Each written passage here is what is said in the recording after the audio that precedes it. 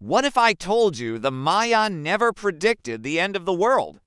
Instead, they predicted something far more terrifying, the end of their asterisk world. And they saw it coming. The Maya didn't disappear overnight. They weren't wiped out by a single dramatic disaster. Their collapse was slow, agonizing, and happened in plain sight while their cities were still full, their rituals were still being performed, and their leaders were still promising that everything was under control. These weren't a primitive people. The Maya were one of the most intellectually advanced civilizations on Earth. What destroyed them wasn't ignorance, it was overconfidence.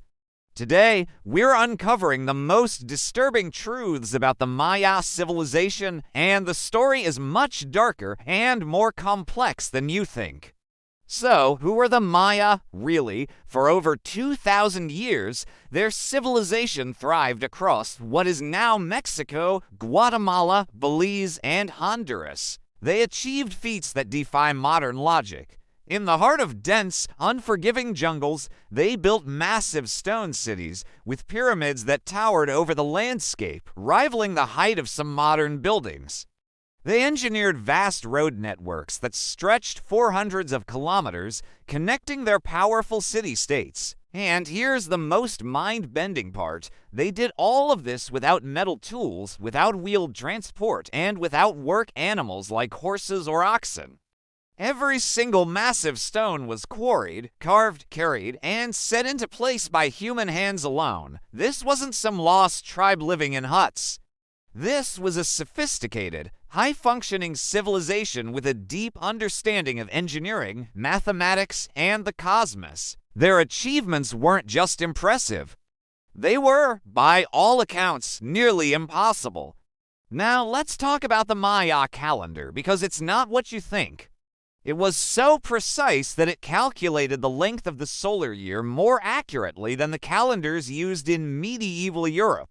But here's the part most people get wrong. The Maya never, ever predicted the end of the world. They believed time was cyclical. For them, worlds are born, worlds decay, and then worlds reset. That famous 2012 end date wasn't an apocalypse. It was just a rollover, like a car's odometer hitting zero and starting over. A new cycle was beginning.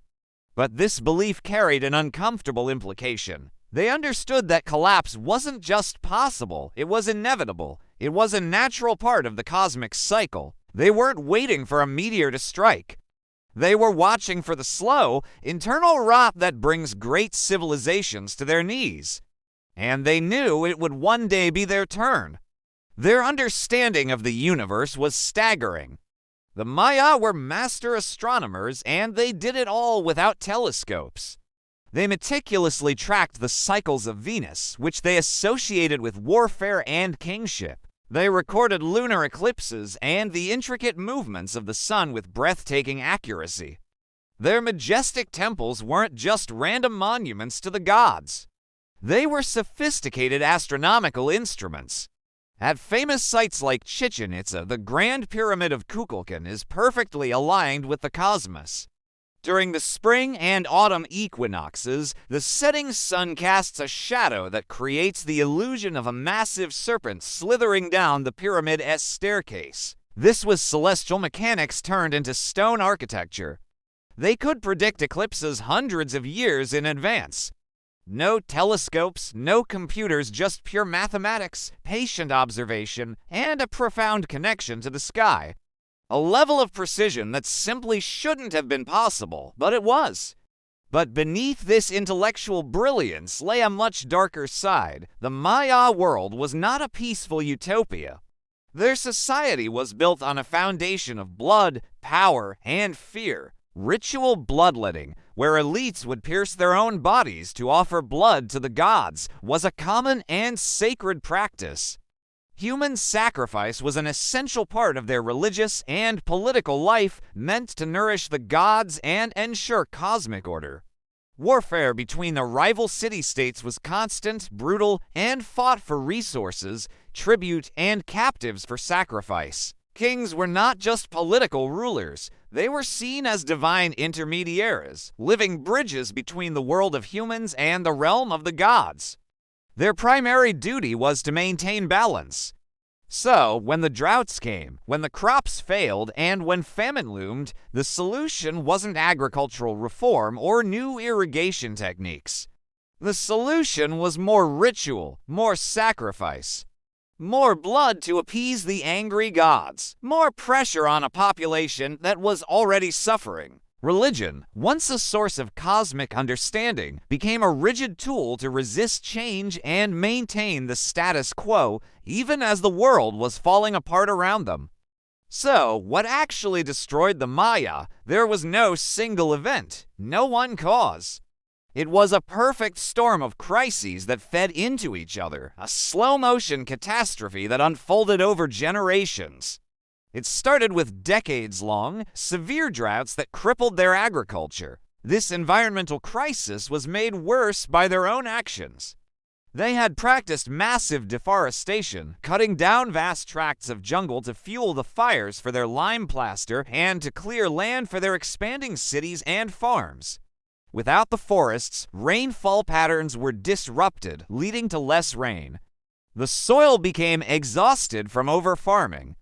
Meanwhile, their population had exploded, placing an unsustainable strain on food and water supplies. On top of all this, the ruling elites in different cities were locked in constant power struggles, more focused on warfare and one-upping each other with grander temples than on solving the very real problems their people faced.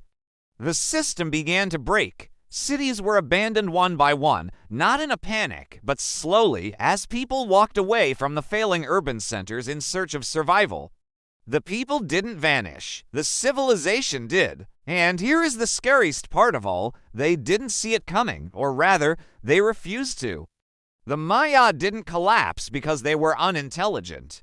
They collapsed because their systems had become too complex and too rigid to adapt. Their elites, blinded by tradition and power, ignored the clear warning signs all around them. For the average person, the decline felt gradual, almost normal. A slightly worse harvest this year, a little less rain the next. The problems seemed manageable, temporary, until, one day, they weren't. The system had passed a tipping point from which there was no return. The Maya weren't sending us a warning about the end of the world. They were leaving behind a detailed blueprint showing us exactly how worlds end.